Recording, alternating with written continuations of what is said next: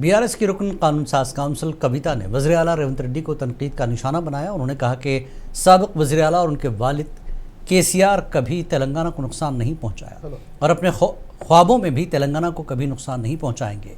उन्होंने कहा कि KCR ने तेलंगाना को खुशहाल बनाने के लिए प्रोजेक्ट्स तामीर किए।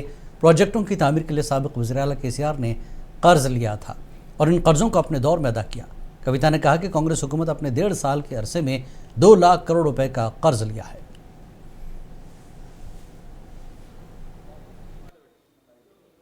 Today, our Telangana Chief Minister, Mr. Revanth Reddy, has topped himself by getting 2 lakh crore debt to the Telangana people, and unfortunately, this debt he has till now been saying that he is trying to clear the debts inherited by KCR's government. We have some documents, I have shown it to the press, I will also forward it to you.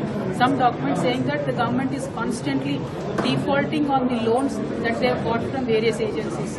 Now when you are bringing in debt of 2 lakh crores, you are not servicing the debt of the old projects or old debts of the state.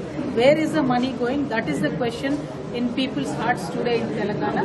That is why we are crowning, we have established the fact that this money that Mr. Revanth Reddy is getting into the state is going into the pockets of contractors in unnecessary projects. For example, in his own constituency, he started a project. The project has not been landed yet or grounded yet, but a sum of 1200 crores is given to the contractors. So now with that we have established the corruption cycle of Telangana. We are crowning Mr. Revanth Reddy as emperor of corruption in Telangana state, and people of India should understand Congress, wherever it forms the government,